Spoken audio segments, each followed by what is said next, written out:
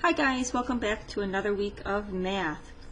We are going to be going over lesson 8.3 today. This is in the back of your book on page 518. So last week we learned how to add integers. And if you remember, hopefully you copied this chart down or used that handout that I gave you. Here are the adding integers rules. So if we have two of the same two positive numbers, we're just going to add them, keep the number positive. If we have two negative numbers, we're still going to add those two numbers, but keep the symbol negative.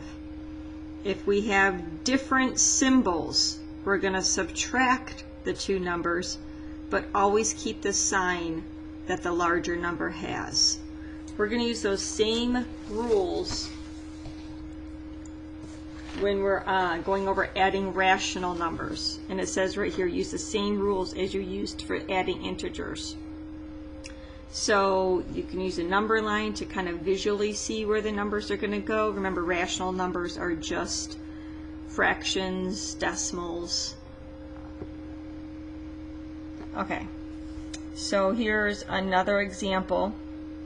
We have two opposite symbols. This is a negative, and we're going to add, and there's no symbol in front of here, so we know it's a positive. So when we have two different symbols, remember, we're going to subtract and then keep the symbol of the larger number.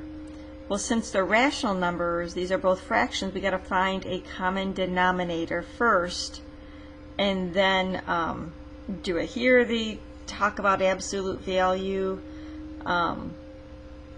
Because the signs are different, I usually don't do it that way. I just use the same rules as what we were doing before, and I'll show you in my examples. So down at the bottom we have -1/2 plus -3/2. Well, first, just for if you're taking notes in your ISN or in your notebook, remember to use the same rules as you did for adding integers. Here's a shortcut version. I didn't want to copy that whole chart down again.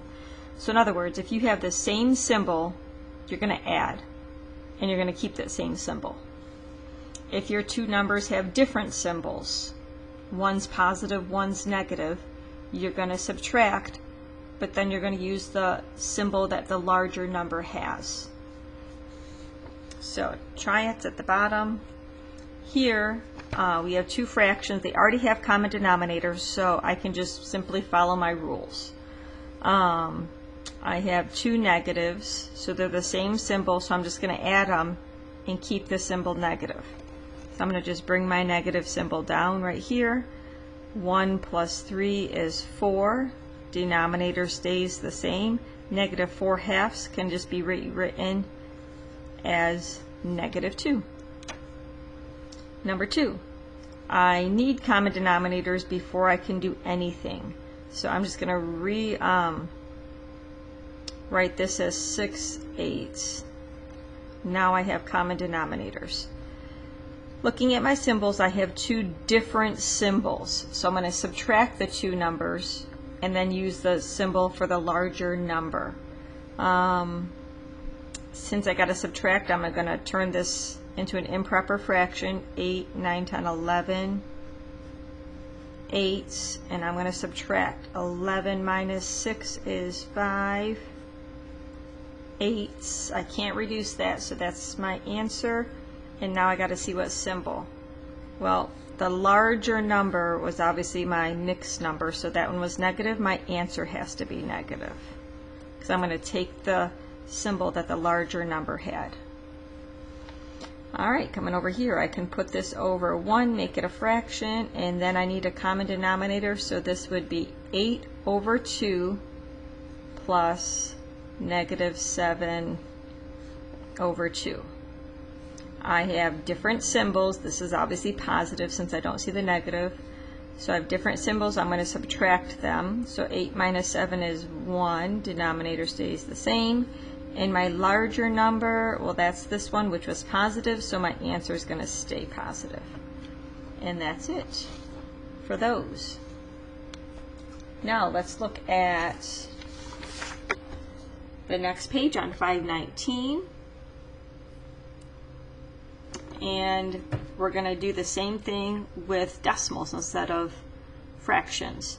So same signs, same rules as far as the signs go, so you can review this. Again, I don't really do the absolute value part in here, so I'm just going to go ahead and do 4, 5, and 6.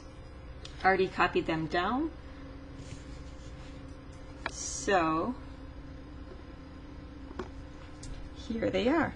So I have the same symbol, same symbols, I'm going to add them and then keep it as a negative. So I'm just going to rewrite this underneath here, lining up my decimals. I know that's a negative, so I'm going to add it. 7, 3, 4, 6. Bring down my decimal, keep the same sign. I can just rewrite that as -6. Now this number, I can always, since this has a decimal point with 2 places, I'm just going to do that. Different symbols, I need to subtract them. So I'm just going to bring this down here and subtract.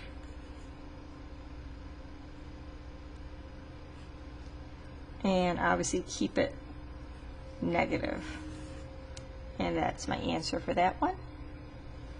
And then number 6, I have different symbols. This is a negative, this is a positive.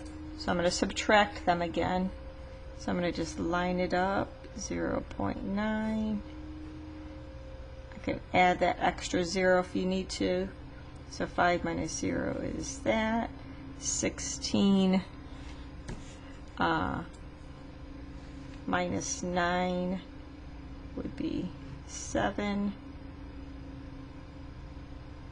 Bring down my decimal point, and I can just add that 0. And my larger number was positive, so my answer is going to stay positive. And that's it.